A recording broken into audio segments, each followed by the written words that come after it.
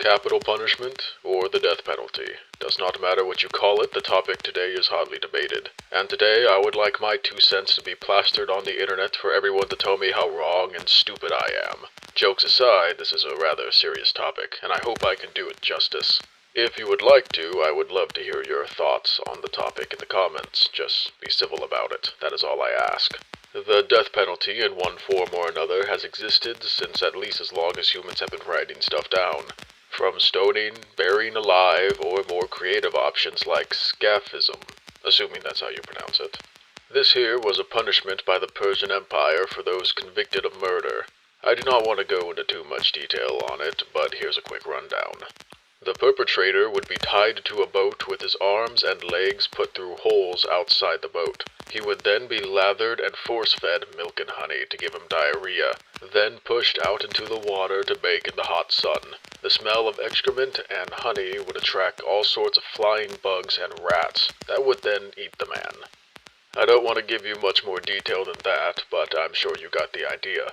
Point of me telling you this now is because no matter your opinion on capital punishment today, the past was much more brutal in ways that I'm sure everyone here can agree was far too much. When it comes to America, most people, around 60%, support the death penalty for those convicted of murder. If we go to Europe, we find that every nation, with the exception of Belarus and Russia, has abolished capital punishment. Furthermore, a Gallup poll back in 2000 found that around 60% of Western Europeans oppose, while 60% of Eastern Europeans support capital punishment. However, if we go down to Australia, the support is under a quarter, so do with that information what you will.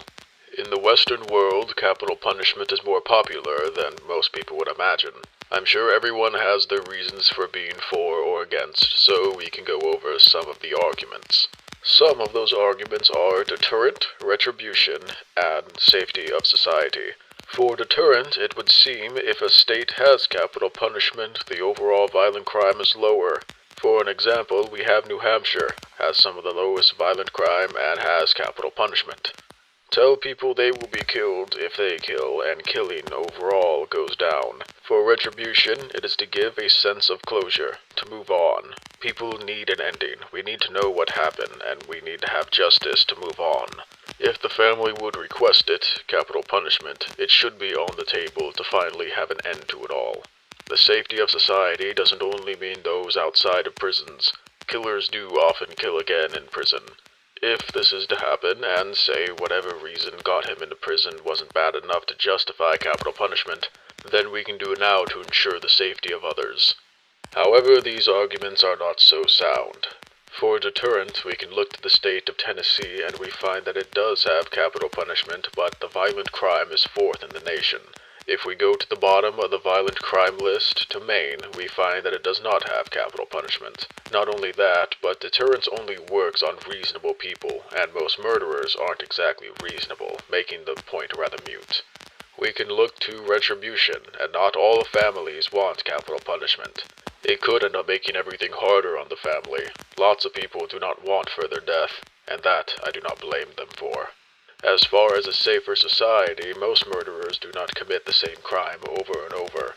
For an example, the court just let Gary Plauché go after he killed the man who molested his son. And it's not like there wasn't much evidence. There's a video clear as day of him doing it. Reason given, he wasn't a danger to society, a decision that I very much agree with. Well, all this and that, arguments for and against, but I'm sure you would like to hear my opinion now, and that is mostly against. Lots of the arguments on both sides leave me unconvinced one way or the other, but, as I often say, when in doubt, do nothing. And that is even more needed when we are talking about killing a man. I am more than anything afraid of putting an innocent man to death.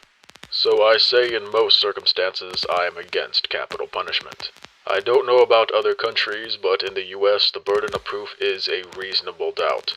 If we are talking about capital punishment, I for one would like to see the burden of proof raised to a conceivable doubt. If I were to be put on a jury and capital punishment was on the table, I would need nothing less than eyewitness and, most importantly, a good video. With the video, I want no less than a good 1080p image. I don't want it to be from far away. I want it to be there. I want a half-decent picture so I can distinguish facial features. I want to make absolutely certain that the man standing in front of me was the one pulling that trigger who killed that other guy. If there was, for an example, a clearly readable license plate, a visibly distinguishable face, phone GPS records and other such evidence, I have little issue putting him to death, if he is a repeat violent offender.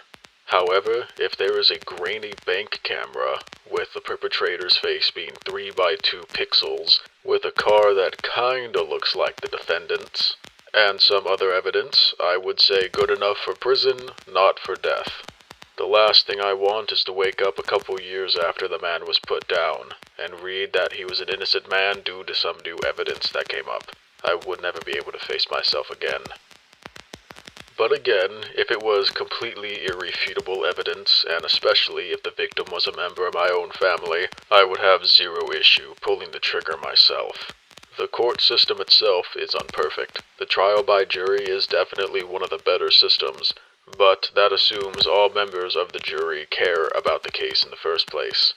There is no doubt in my mind that in many cases, people did not challenge or resist the prosecutor and assumed from the outset that the defendant was guilty. Maybe there was 1 or 2 jurors that held out, but everyone wanting to go home, they relented.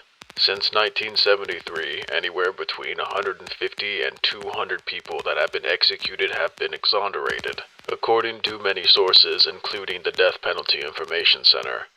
That number is one I refuse to add to. Well, since we're on the topic, if someone is to be put to death, what is the most humane way of doing so? As of right now, the most common method of execution is lethal injection.